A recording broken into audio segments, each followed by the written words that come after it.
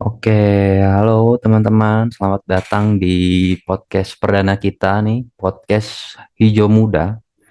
Kita kali ini akan bahas sebuah tema yaitu visualisasi bangsa, dilihat atau dirasa gitu. Bersama saya Dimas Firliantoro dan kali ini kita akan ditemani oleh teman-teman dari CPNS, dari satuan kerja masing-masing nih, satuan kerja yang berbeda. Mungkin di awal boleh perkenalan dulu nih dari teman-teman yang udah hadir hari ini. Saya dulu ya. Perkenalkan nama saya Randi Prakoso. Terus saya berada di satuan kerja di Balai Besar Konservasi Sumber Daya Alam Riau. Ya, betul. Oke, makasih Mas Randi. Siapa lagi nih? Aku dari BBKSDA Riau. Aku Baby, penempatan BBKSDA Sumatera Utara. Terima kasih. Halo, nama aku Putri Helen. Penempatan aku dari di BBKSDA Sumatera Utara. Penempatannya di Seksi 6 Kota Pinang. Terima kasih. Oke, makasih Kak Putri. Oke, mungkin kita langsung mulai di pertanyaan pertama aja nih ya. Kita mulai dari yang paling simpel dulu aja. Buat teman-teman ketika pertama kali baca mungkin atau dengar visualisasi bangsa, nih apa yang pertama kali teman-teman pikirin nih? Apa visualisasi bangsa buat teman-teman gitu? Saya dulu lagi ya. Ini kalau menurut saya sih, kalau menurutku visualisasi bangsa itu apa ya, kayak bukan bukan sekedar gambar, atau kan namanya visual itu kayak gambaran, bendera, kayak simbol, tapi juga gimana eh, yang menampilkan itu kayak jadi diri lewat lewat kayak sebuah tindakan juga bisa. Terus kalau di misalnya di riwayatnya itu gotong royong, terus diajukan juga di sekitar kita toleransi, kayak gitu sih kalau menurut saya loh. Sesuai sama apa yang Kak Randi tadi bilang, visualisasi bangsa itu bukan cuman dilihat, tapi bisa kita tunjukin lewat karya kita, perilaku kita, cara kita berinteraksi sama orang lain yang secara nggak langsung bisa jadi pembuktian kalau kita cinta. Nah, sekarang aku ya Bang Dimas. Aku juga setuju sama Kak Baby sama Bang Bang Randi ya. Dan juga kita juga harus bangga nih pakai produk lokal. Jangan malah kita bangga menggunakan produk luar.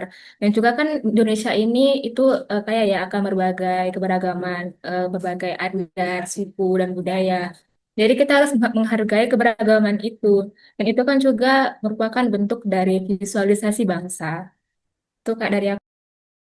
Ngomong jawaban Mas Randy, Kak Baby sama Kak Putri itu bisa kita simpulkan setiap tindakan positif yang kita lakukan itu sekecil apapun itu adalah bentuk bela negara dalam keseharian kita. Oke, makasih nih buat teman-teman keren banget nih. Jadi visualisasi bangsa nih menurut teman-teman bukan cuma sekedar simbol gitu ya, bukan cuma sekedar gambar di layar, tapi juga harus ada nilai dan tindakan nyata nih di kehidupan sehari-hari. Oke, sekarang kita bahas agak dalam nih tentang wawasan kebangsaan dan bela negara. Jadi kalau menurut teman-teman nih, gimana sih cara generasi muda nerapin semangat bela negara nih di zaman sekarang, di zaman yang serba digital ini, super global banget, gimana menurut teman-teman? Menurutku pribadi ya Kak Dimas, di era digital ini kita sebagai orang-orang muda bisa mulai dari hal-hal kecil kayak melawan hoax yang lagi marak di sosial media, menghargai perbedaan pendapat, juga bisa menggunakan media sosial untuk hal-hal yang lebih bijak dan positif. Oh iya, sama jangan lupa tuh apa, bela negara kan juga bisa berkontribusi itu semua sesuai kemampuan kita masing-masing. Kan di Gaya dari sini kan kita pekerjaannya kan beda-beda, dari latar belakang yang beda juga tuh. Jadi kalau misalnya ada mahasiswa itu bisa berkarya. Terus kalau ada ASN mereka juga bisa melayani masyarakat lah dengan integritas juga. Terus ada warga itu juga bisa menjaga lingkungan dan sesamanya. Terima kasih buat teman-teman keren-keren buat nih insight-nya nih tentang bela negara. Kalau bela negara hari ini tuh nggak cuma sekedar aksi nyata angkat senjata, tapi juga banyak hal yang bisa dilakukan oleh anak-anak muda zaman sekarang gitu ya, terkait dengan semangat kebangsaannya gitu. Oke, mungkin kalau sekarang nih aku mau nanya, gimana sih cara kita anak muda nih buat numbuhin semangatnya? Kalau tadi kan aksi nyatanya apa yang bisa kita lakuin. Kalau sekarang mungkin gimana cara numbuhin cinta tanah airnya nih? Tuh. Aku ya Bang, di satkerku itu kan misal ada kegiatan 17 Agustus atau upacara Hari Kesaktian Pancasila, nah itu kita itu pakai pakaian adat dari masing-masing daerah kita. Nah itu kan secara nggak langsung juga kita mengenalkan budaya lokal ke orang-orang di sekitar kita. Jadi itu termasuk kegiatan sosial sekaligus edukasi budaya gitu Bang. Kalau di tempatku biasanya apa ya, suka ikut ngumpul-ngumpul gitu. Hampir sama kayak aku pribadi, tapi bedanya ini ikut komunitas yang hobi yang sama. Karena kan dari situ kita udah masuk dulu gitu loh. Gimana kesukaan dari orang-orang yang sama-sama kita fokusnya itu sama. Jadi kayak mungkin nanti dari situ kan misal ada diskusi juga atau ada kayak ngobrol-ngobrol malam itulah. Itu nanti pasti juga nyangkut sama gimana keadaan negara kita juga. Itu kadang ya pasti yang namanya diskusi misalnya juga panas-panasnya ada, tapi di akhir nanti juga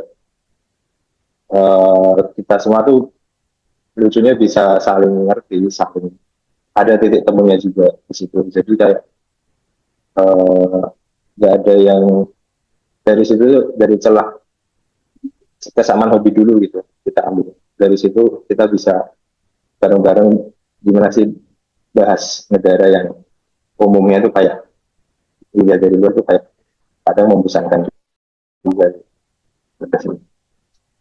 Keren banget nih insight-nya teman-teman nih. Jadi udah pada apa namanya, udah pada melakukan tindakan nyata nih di kehidupan sehari-harinya tentang eh, gimana cara numbuhin semangat cinta tanah air itu.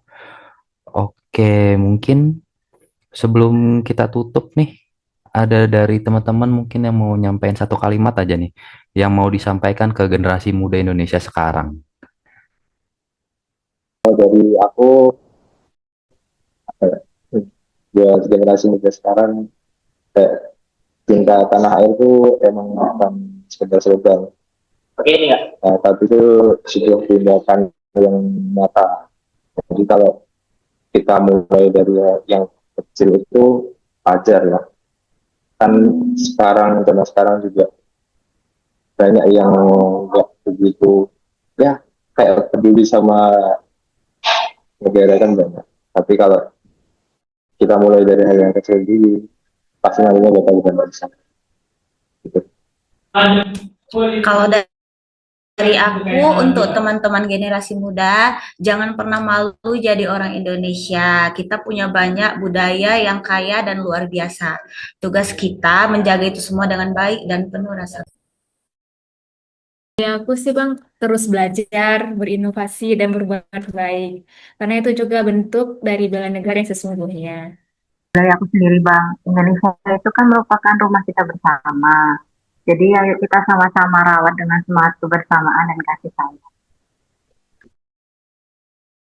Makasih nih teman-teman keren-keren buat insight-nya. Terima kasih untuk waktunya sama obrolan-obrolan inspiratifnya juga.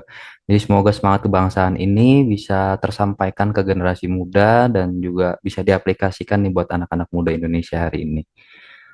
Oke, kita tutup podcast kali ini, podcast Hijau Muda. Terima kasih. Terima kasih juga Bang Dimas.